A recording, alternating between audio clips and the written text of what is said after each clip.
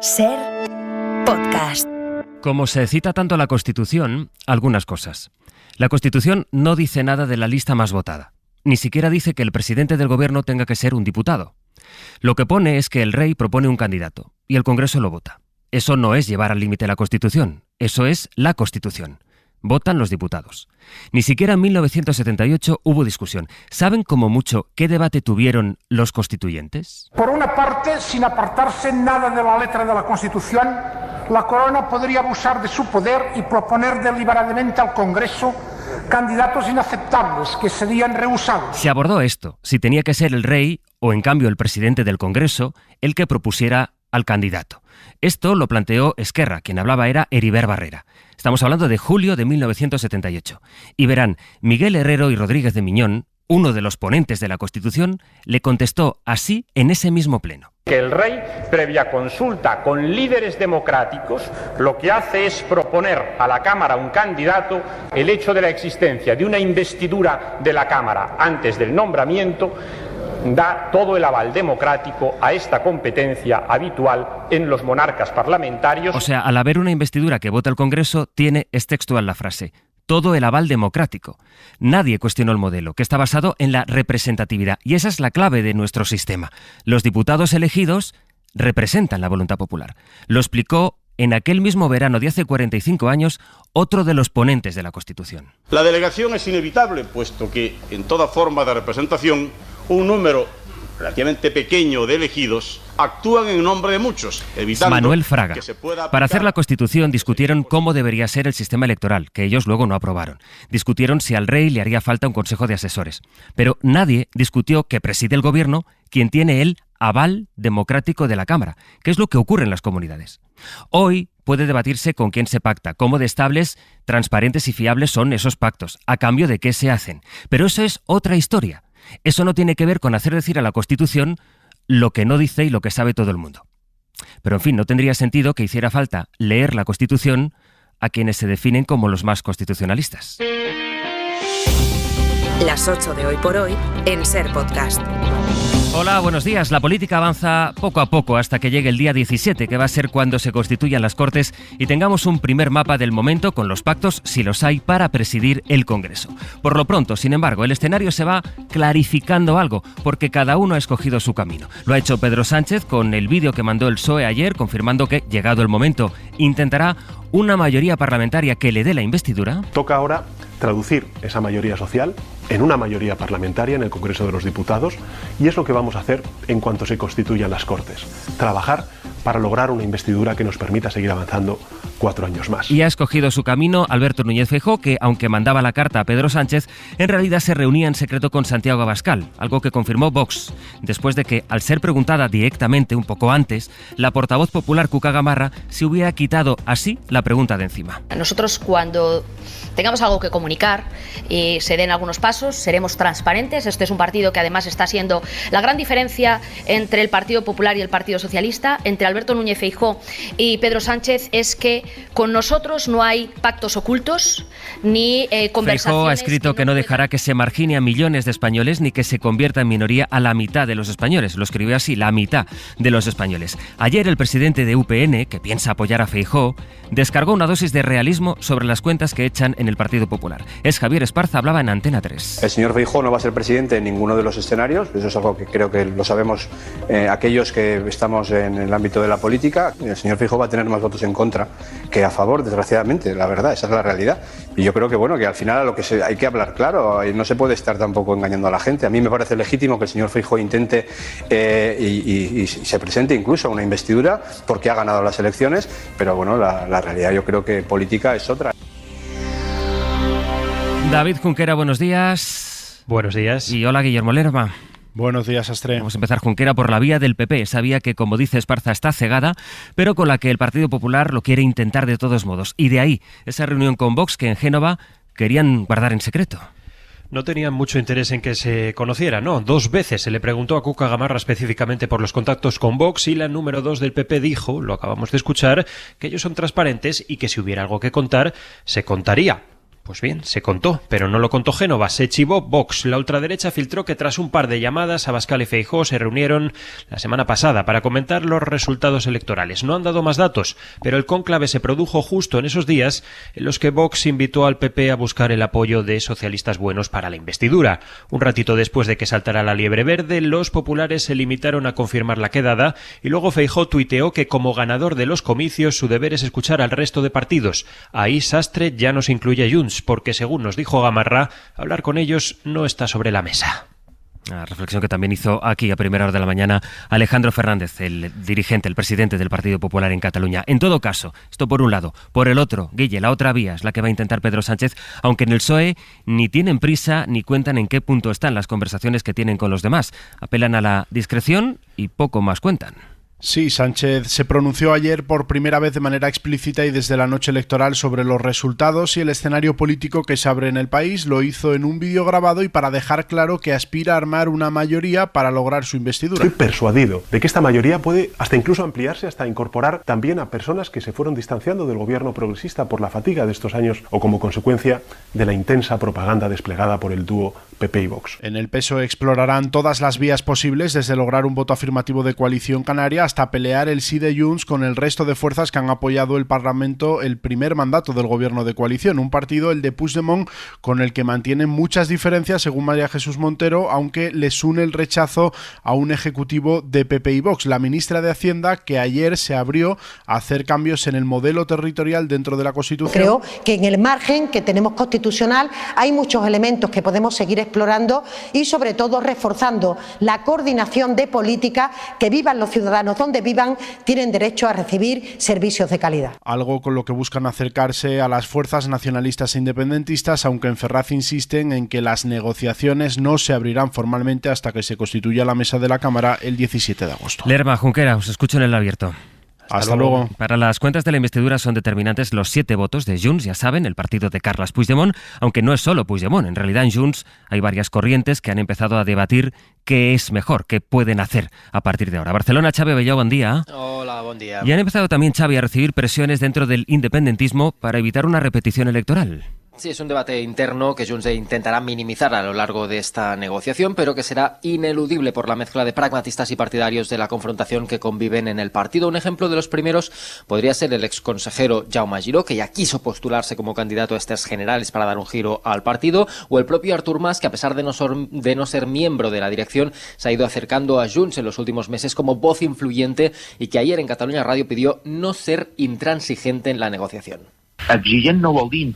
Exigente no quiere decir intransigente, son dos cosas diferentes. Se puede ser muy exigente sabiendo que no tienes que ser intransigente. No debes tener temor a una repetición de elecciones porque pierdes fuerza de negociación, pero tampoco debes tener la temeridad de ir, sea como sea, a unas nuevas elecciones. Es algo parecido a lo que Esquerra Republicana también le está pidiendo a Junts. En las últimas horas su dirección ha reiterado que no se puede dar una segunda oportunidad a la derecha forzando una repetición electoral y pide a Junts negociar conjuntamente otras cuestiones además del referéndum o la amnistía. Pero en Junts otros dirigentes tiran por el otro lado, por el de la tentación de someter a España al bloqueo y que apuestan firmemente por no dar ningún apoyo sin reconocer la autodeterminación y están convencidos de que el partido mantendrá una posición que han ido defendiendo los últimos años y también durante la campaña electoral. Hasta luego, Xavi. Hasta luego. Las 8:09, en Canarias las 7:09, vamos a irnos a Canarias, vamos a ir a La Gomera. Con menores en la casa, sin poder hacer de comer, sin poder fregar la loza, todo. Y entonces nos tuvimos que ir fuera al kiosco de eso. Pero lo curioso siguen sin luz la mayoría de los hogares de la isla después del apagón que se produjo en la madrugada del sábado al domingo. Hoy tienen que llegar los equipos que manda el Ministerio de Defensa y que junto a los generadores que ya han enviado desde otras islas esperan recuperar la mitad del servicio en estas próximas horas. Canarias, Luis Quintana.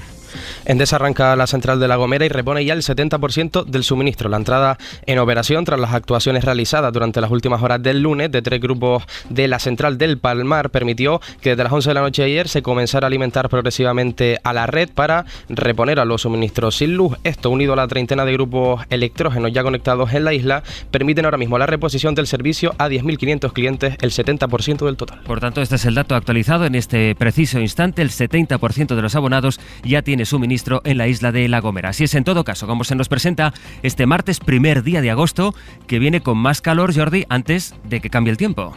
Eso será el jueves, la temperatura bajará mucho, pero partiendo de valores tan altos, igualmente va a hacer calor, lo notaremos sobre todo durante las noches.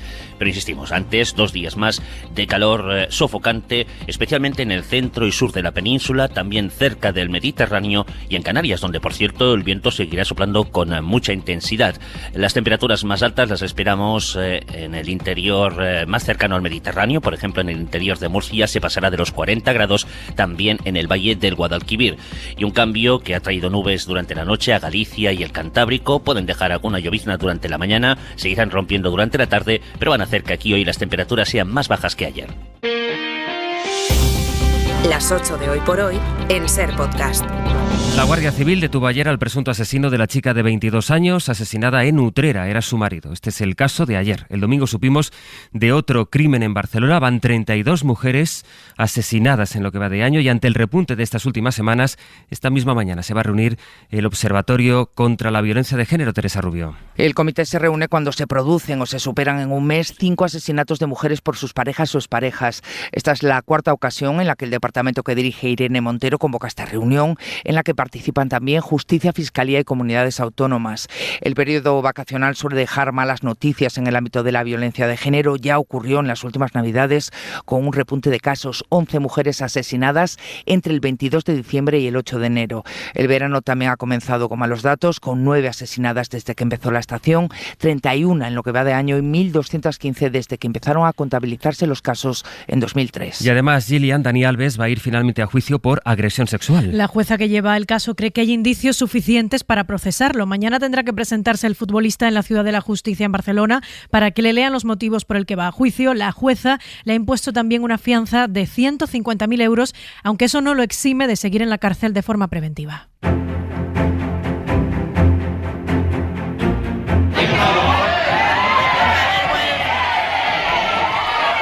Este es el incidente que hubo ayer en el pleno de Molina de Segura, en Murcia, cuando un grupo de vecinas y vecinos fue a protestar por la supresión de la Concejalía de Igualdad, que ahora con el gobierno municipal de PP y Vox pasa a ser Concejalía de Familias. Bueno, el alcalde mandó a la policía a identificar a una vecina y ahí es donde se produjo este episodio. Murcia, Paco Sánchez. Buenos días. Sí, el alcalde popular José Ángel Alfonso no se estrenaba ayer de la mejor forma en el que era su primer pleno como primer edil de Molina de Segura, un municipio que tras el 28M, donde el PSOE ganó las elecciones, gobierna PP junto con la ultraderecha. El incidente se produjo cuando se debatía una moción del Grupo Socialista que pedía que no se eliminase la Concejalía de Igualdad. Cuando tomó la palabra la nueva edil de Familias, de Vox, los asistentes protestaron por la supresión de la Concejalía de Igualdad y el alcalde ordenó que identificasen a una de las presentes, una vecina de Molina de Segura. Este era el momento.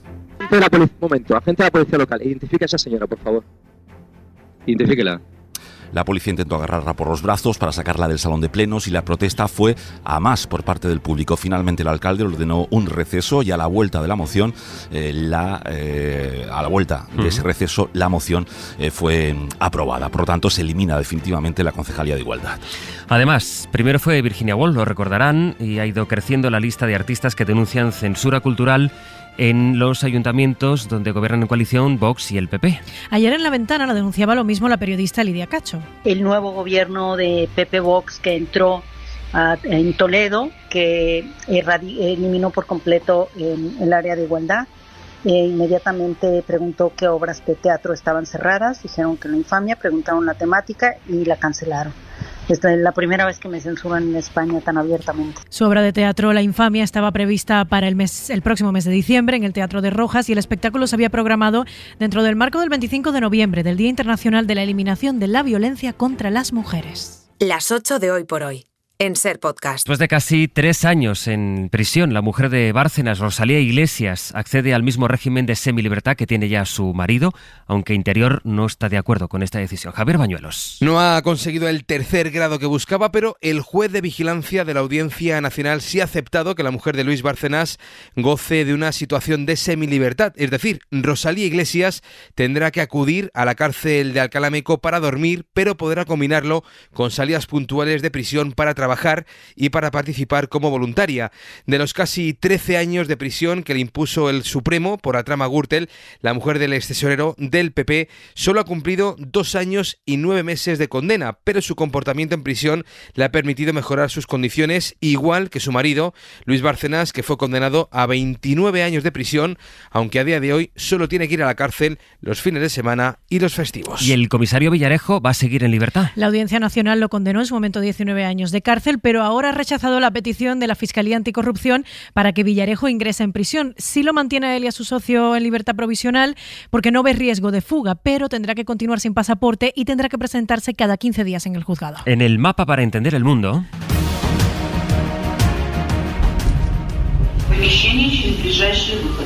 Un dron ha impactado contra un rascacielos en Moscú. Exactamente el mismo edificio que sufrió un ataque similar el pasado domingo. No hay balance oficial todavía de víctimas. La única medida que ha tomado Rusia de forma preventiva ha sido cerrar el aeropuerto internacional de Moscú de forma temporal. Ucrania aún no se ha pronunciado sobre la autoría de este ataque, pero sí ha denunciado nuevos bombardeos rusos esta madrugada en el norte del país. Hay que mirar también con atención a Senegal, donde continúan las protestas después de la ilegalización del principal partido de la oposición a menos de un año de las presidenciales. Para España, Senegal es muy importante. Es importante que haya estabilidad política en este país porque ayuda a controlar el flujo migratorio en la ruta canaria, Bayo. Sí, de hecho, la crisis política y social que atraviesa Senegal está contribuyendo actualmente a la mayor llegada de cayucos a las islas en 5 años.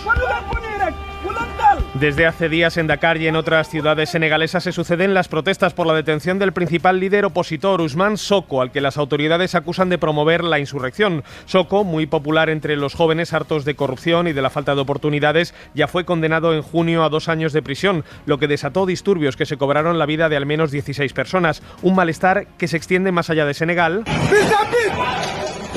Ayer un grupo de opositores protestaban ante la embajada senegalesa en París por la persecución a Sonko y a su partido, que quedó ilegalizado a solo 6 meses de las presidenciales. Ante estas protestas crecientes, el gobierno senegalés ha suspendido temporalmente el acceso a los datos móviles para frenar, dicen, los mensajes de odio. Y estamos también, Gillian, pendientes de China. El país está viviendo una de las peores tormentas de los últimos años, casi 1 millón de personas afectadas, 11 muertos, más de 100.000 evacuados. Las autoridades de Pekín dicen estar tomando todas las medidas necesarias para proteger a la población y minimizar los daños materiales por estas tormentas y el tifón, que además se está acercando al norte del país. En 10 minutos será ya tiempo para el Abierto en Hoy por Hoy. Hoy el análisis será con Ana Carmona, con Carlos Sánchez y con Nacho Corredor. Suscríbete a Hoy por Hoy.